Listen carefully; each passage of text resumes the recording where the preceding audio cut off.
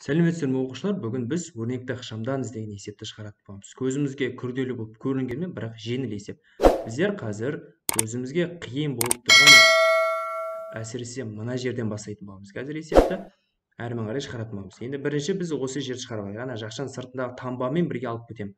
Сонда мен көшіріп жазатын болсам, минус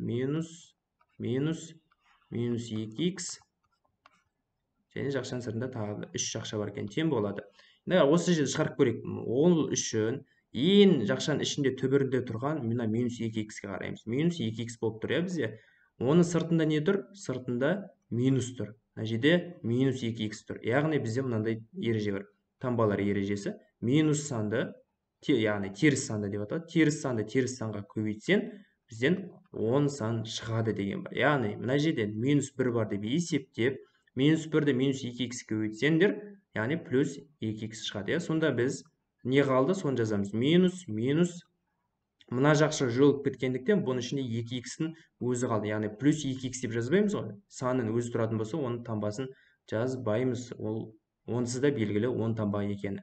Әрмен қарай, жақшаның сыртында тағы да минус тұр. Соны, мына минус 1 бар деп есептеп, жақшаның ішіндегі 10 таңбалы 2х-ке көбейтеміз. Яғни минус санды 10 санға көбейтсеңдер, яғни теріс сан шығады деген бар бізде.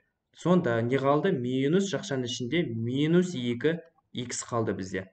Тең болады. Манағы ереже, алдыңғы ереже, жақшаның сыртында тағы да минус бар, мына жерде минус бар. Яғни екі теріс санды бір-біріне көбейтсеңдер, онда 2х-дің өзі шығады. Яғни 10 таңбалы сан шығады, сонда 2х-дің өзі қалады. Яғни мына жерде бізде не шығады екен? 2х-дің өзі шығады екен. Әрмен қарай.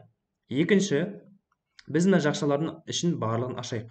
Мына минус 3-ті х-ке көбейтейік, минус 3-ті минус 2-ке көбейтейік, сол секілді жақшалардың барлығын ашып шығайық. Теріс санды тағы да 10 санға көбейтсеңдер, себебі х-тің алды бізде 10 таңбалы болып тұр. Сонда бізде теріс сан шығатыны белгілі. Минус 3х шығады. Минус 3-ті минус 2-ке көбейтсеңдер, плюс 6 шығады. Минус па, плюс па, қазір қараймыз. Минусты, мына минус 2х-ке көбейтсеңдер, ол плюс 2х болады.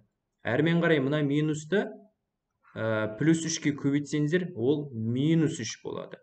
Әрмен қарай, мына минусты 5-ке көбейтсеңдер, минус 5 болады. Себебі 5-дің таңбасы 10.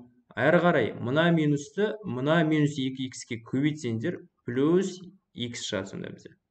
Ал мына жерден бізде не шықты? Әрине, ол плюс 2х-дің өзі шыққан болатын. Тең болады. Әрмен қарай жалғастырайық. Тең деп жалғастырайық. Енді айнымалыларды бірге, айнымалы жоқтарды бірге жинастырамыз. Сонда не қалады екен бізде? Минус 3х плюс 2х плюс х плюс 2х. Қосылған 6. 6-ның таңбасы міне 6. Одан кейін минус 3, одан кейін минус 5.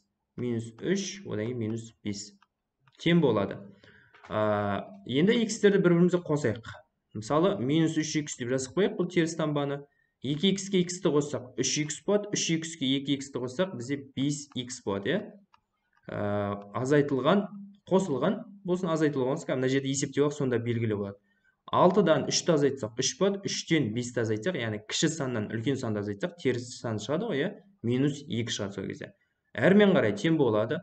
Мына жерден минус 3х плюс 5х екеуі азайтылады, 2х шығады, және де үлкен санның таңбасы қояды. Үлкені бізде 5х қой, сондықтан оның таңбасы бізде 10 болғандықтан шыққан жауапты 10 болады. 2х минус 2 деген жауап шығады. Бұл есебіміз аяқталды.